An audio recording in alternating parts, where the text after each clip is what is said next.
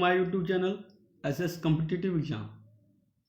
आज मैं environment part 1 की 1 सीरीज चालू करने जा रहा हूँ, जो UP TET, CTET and are other competitive exam में आपकी सहायता करेगा। कृपया वीडियो पसंद आए तो वीडियो को लाइक करें और चैनल को सब्सक्राइब करें। चलिए चलते हैं हम लोग पहले क्वेश्चन पे।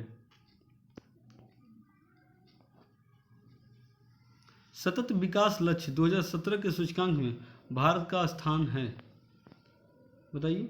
सतत विकास लक्ष्य 2017 के सूचकांक में भारत का स्थान क्या था? 116वां। क्वेश्चन नंबर 2, वर्षा की मात्रा निर्भर करती है, बताइए। वर्षा की मात्रा निर्भर करती है वायुमंडल के नमी पे। क्वेश्चन नंबर 3, जलमंडल, स्थलमंडल, जैवमंडल तथा जीवों में से पृथ्वी का सर्वाधिक बृहद पारिस्थितिक तंत्र है, बताइए। क्वेश्चन नंबर 3 क्या होगा? जैवमंडल। चलिए अगले क्वेश्चन पे। नेशनल ग्रीन ट्रिब्यूनल एनजीटी की भारत सरकार द्वारा स्थापना की गई थी, बताइए। एनजीटी की स्थापना भारत सरकार द्वारा कब की गई थी? आंसर क्या होगा? वर्ष 2010 में। चलिए अगले क्वेश्चन पे।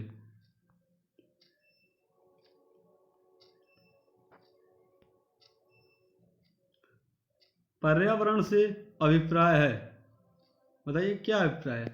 भूमि, जल, वायु, पौधा, पशुओं की प्राकृतिक दुनिया जो इनके चारों ओर अस्तित्व में है, उन संपूर्ण दशाओं का योग जो व्यक्ति को एक समय बिंदु पर घेरे हुए होती है, भौतिक, जैविक एवं सांस्कृतिक तत्वों की अंतःक्रियात्मक व्यवस्था जो अंतः संबंधित होती है।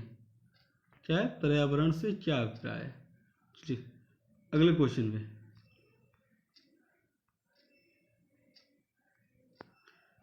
पृथ्वी पर पाए जाने वाले भूमि, जल, वायु, पेड़ पौधे एवं जीव जंतुओं का समूह जो हमारे चारों ओर हैं, सामूहिक रूप से कहलाते हैं, बताइए। पर्यावरण। चलिए अगले क्वेश्चन पर। पर्यावरण किसी जीव के चारों तरफ घिरे भौतिक एवं जैविक दशाएं एवं उनके साथ अंतःक्रिया को सम्मिलित करता है, बताइए क्या आंसर होगा? पर्यावरण संरक्षण अधिनियम 1986 की परिभाषा के अनुसार। अगले क्वेश्चन पर। पर्यावरण सुरक्षा से संबंध नहीं है, आंसर क्या होगा? गरीबी को कम करने का। भारत में पर्यावरण संरक्षण अधिनियम पारित हुआ, बताइए। भारत में पर्यावरण संरक्षण अधिनियम पारित हुआ कब? वर्ष 1986 में। अगला क्वेश्चन। पर्यावरण बनता है, बताइए। जीवीय घटकों, भू आकृतिक घटकों तथा अजैव घटकों से। अगला क्वेश्चन।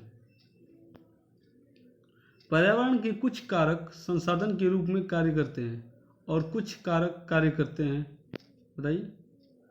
नियंत्रक के रूप में। क्या होगा? नियंत्रक के रूप में। चलिए अगला क्वेश्चन। धारणीय विकास के उपयोग के संदर्भ में अंतरपीढ़ीगत संवेदनशीलता का विषय है, बताइए।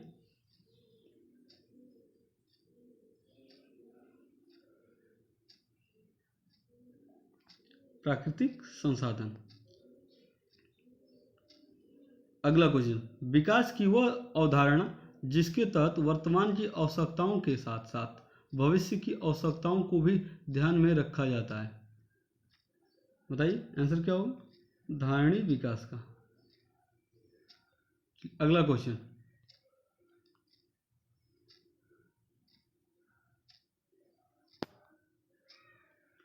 वर्ष 2002 में जोहान्सबर्ग में आयोजित पृथ्वी सम्मेलन का मुख्य मुद्दा था? बताइए, क्या मुद्दा था? सतत विकास का। वर्ष 2002 में जोहान्सबर्ग में आयोजित पृथ्वी सम्मेलन का मुख्य मुद्दा था सतत विकास का।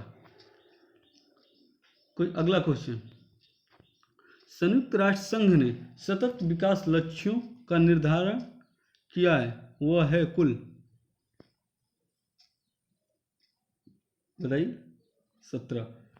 ये बताइए, सतत विकास लक्ष्य को क्या बोलते हैं? Sustainable development goals, SDGs। Okay, सही है। चलिए चलते हैं आगे।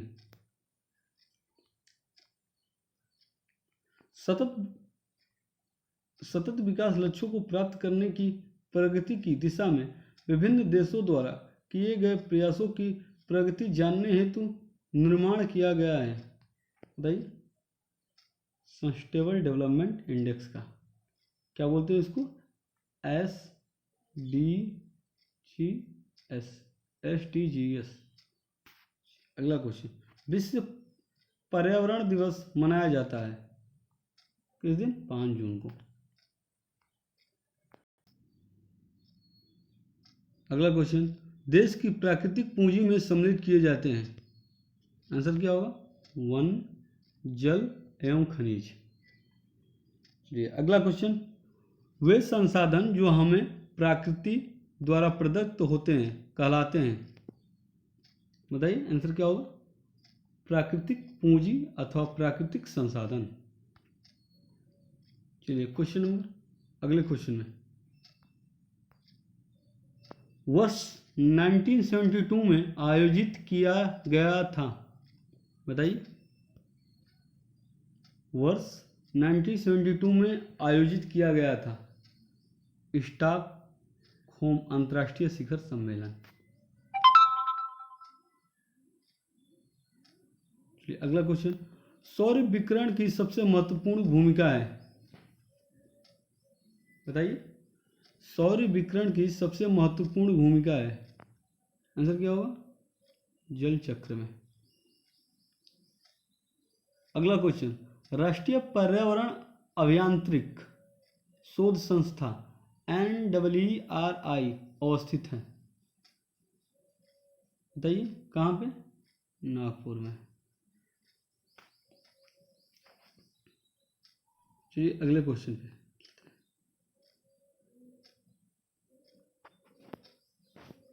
NERI कार्य करता है। बताइए, आगे बताया था, विज्ञान एवं प्रौद्योगिकी मंत्रालय के अधीन।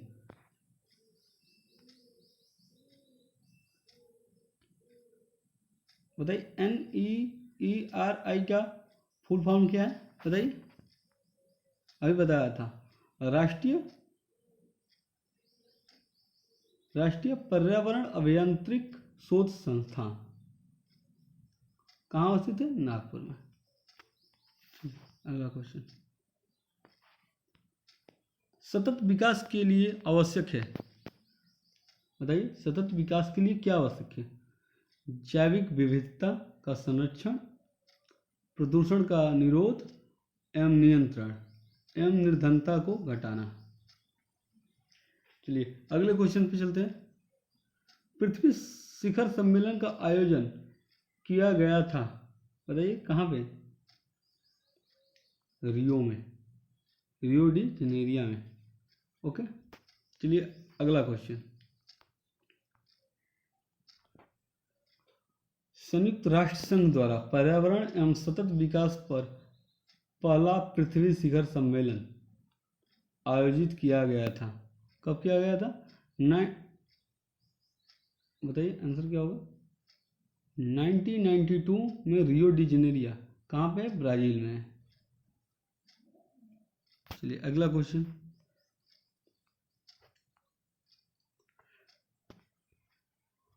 पृथ्वी सम्मेलन में 21वीं सदी के लिए पर्यावरण विकास हेतु कार्यक्रम निर्धारित किया गया। इन कार्यक्रमों को नाम दिया गया। बताइए, क्या कहा गया? 21वीं सदी में जो पर्यावरण विकास हेतु कार्यक्रम निर्धारित हुआ था, एजेंडा 21। अगले क्वेश्चन, रियो 20 घोषणा पत्र का शीर्षक था, बताइए। रियो 20 घोषणा पत्र का शीर्षक था द फ्यूचर वी वांट। क्या था? The future we want. अगला क्वेश्चन, पृथ्वी की चारों ओर गैसों के समूह को कहते हैं, वो लोग क्या कहते हैं? वायुमंडल। अगला क्वेश्चन,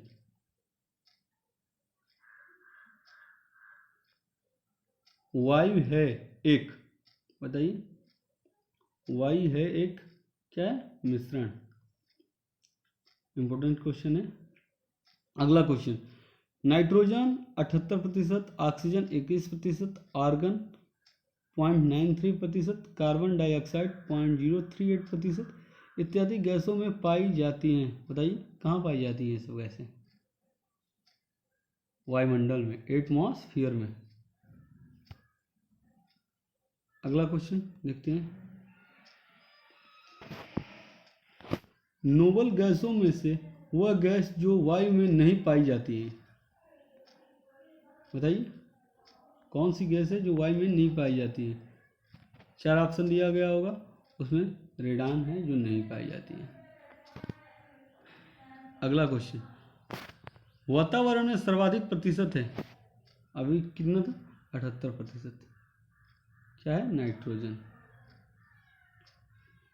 अगला क्वेश्चन, यदि पृथ्वी पर पाई जाने वाली वनस्पतियां, पेड़ पौधे समाप्त हो जाएं तो वह गैस जिसकी कमी होगी, बताइए। हमारे अगर वायुमंडल में मतलब पृथ्वी पे पेड़ पौधे समाप्त हो जाएंगे तो किसकी कमी होगी, बताइए? ऑक्सीजन की। किसकी? ऑक्सीजन की। अगला क्वेश्चन, वह कार्य जो पेड़ पौधों का नहीं है, पौधे कभी वायु प्रदूषण नहीं फैलाते। क्या है? पौधे कभी वायु प्रदूषण नहीं फैलाते। ठीक, चलते हैं अगले क्वेश्चन पे।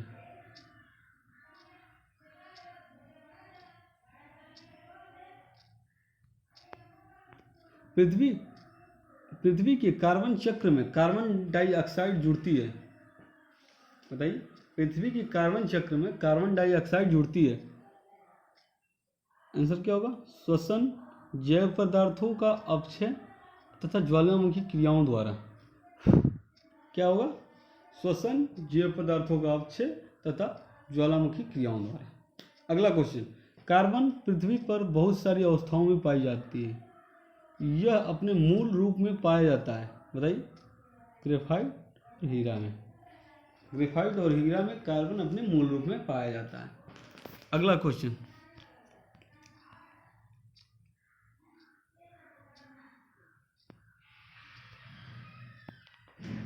पृथ्वी के कार्बन चक्र में कार्बन डाइऑक्साइड की मात्रा को नहीं बढ़ाता है, बताइए क्या होगा आंसर? पृथ्वी के कार्बन चक्र में कार्बन डाइऑक्साइड की मात्रा को नहीं बढ़ाता है, कौन? प्रकाश संश्लेषण। अगला क्वेश्चन, अपक्षय का विचार संबंधित है, बताइए। एक प्राकृतिक क्रिया से जो चट्टानों को सूक्ष्म कणों में विभक्त करता है। क्या होगा? एक प्राकृतिक क्रिया जो चट्टानों को सूक्ष्म कणों में विभक्त करता है। अगला क्वेश्चन, विश्व मौसम विज्ञान संगठन का मुख्यालय अवस्थित है, बताइए कहाँ पे? जिनेवा में। अगला क्वेश्चन, विश्व मौसम विज्ञान अभिसमय वर्ल्ड मेट्रोलॉजिकल कन्वेंशन लागू हुआ, बताइए कब लागू हुआ था? विश्व मौसम विभाग अभिसमय 23 मार्च 1950 को। अगला क्वेश्चन, UN क्या हुआ? UNEP का मुख्यालय अवस्थित है, कहाँ पे है बताइए? नैरोबी में। चलिए अगला क्वेश्चन,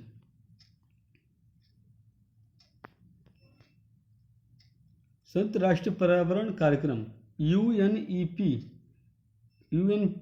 का फुल फॉर्म क्या है? यूनाइटेड नेशन इन्वायरमेंट प्रोग्राम की स्थापना हुई थी, बताइए कब हुई थी?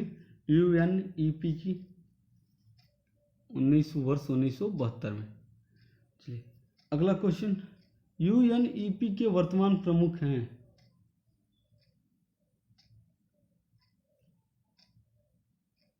ये पुराना क्वेश्चन है, एरिक सोलहेम उस समय थे जिस समय का क्वेश्चन है। चलिए अगला क्वेश्चन, ईपीए का पूर्ण रूप बताइए। Environmental protection agency. क्या होगा ईपीए का पूर्ण रूप? Environmental protection agency. चलिए अगला question, EPA environmental protection agency संयुक्त राष्ट्र अमेरिका की संघीय एजेंसी है जिसकी स्थापना हुई थी। ईपीए की स्थापना कब हुई थी? 2 दिसंबर 1970 को। चलिए अगला क्वेश्चन,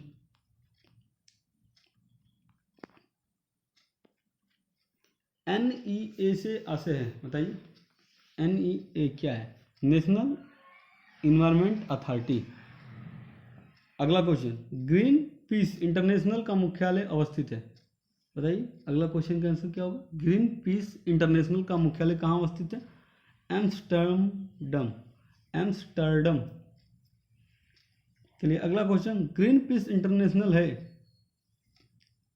एक गैर सरकारी पर्यावरण संगठन। चलिए अगला क्वेश्चन, इको मार्क उन भारतीय उत्पादों को दिया जाता है जो, इको मार्क किसको दिया जाता है बताइए? पर्यावरण के प्रति मैत्रीपूर्ण हो।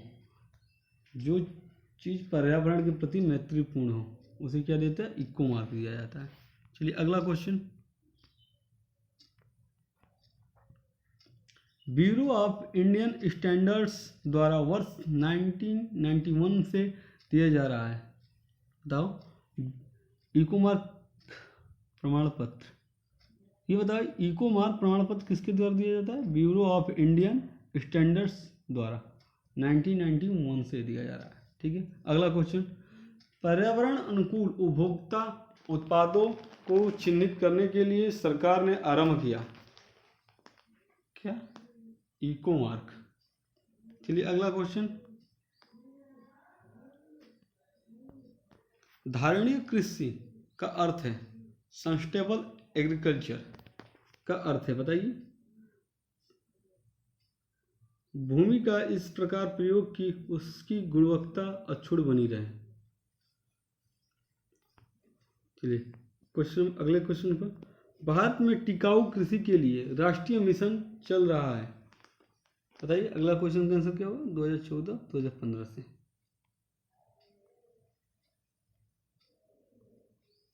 भारत में हरित गृह कृषि ग्रीन हाउस फार्मिंग प्रारंभ करने वाला पहला राज्य मतलब राज्य है। भारत में हरित कृषि ग्रीन हाउस फार्मिंग प्रारंभ करने वाला राज्य है बताइए कौन है? पंजाब। चलिए अगला क्वेश्चन, कथन 1, कथन और कारक का ऐसा भी क्वेश्चन आते हैं जैसे प्राकृतिक वनस्पति जलवायु की सही सूचकांक है और कारण आर बोलता क्या है? जल प्रिय पौधे आर्द्र जलवायु में पाए जाते हैं। इसमें क्वेश्चन दिया रहता है जैसे कि ए और आर सही है लेकिन आर ए की व्याख्या नहीं है, चाहे आर सही है ए गलत है, ऐसे ही क्वेश्चन दिया जाता है। तो इसमें आंसर क्या होगा? ए और आर दोनों सही हैं, आर ए का सही स्पष्टीकरण है। ठीक है अगला क्वेश्चन, नगरीकरण एवं औद्योगिकरण हानिकारक हैं संतुलित विकास के लिए, पर्यावरण एवं पारिस्थितिकी के लिए और जैव विविधता के संरक्षण के लिए। अगला क्वेश्चन क्या होगा?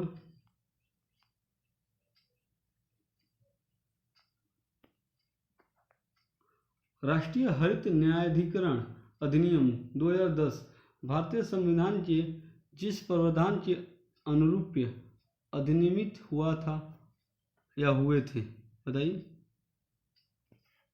आंसर क्या होगा? स्वस्थ पर्यावरण के अधिकार के अनुरूप जो अनुच्छेद 21 के अंतर्गत जीवन के अधिकार का अंग माना जाता है। प्लीज़ वीडियो पसंद आए तो वीडियो को लाइक करें और शेयर करें और चैनल को सब्सक्राइब करें। Thank you. कि आज तो आगे भी ऐसी ही वीडियो मिलती रहे। Thank you.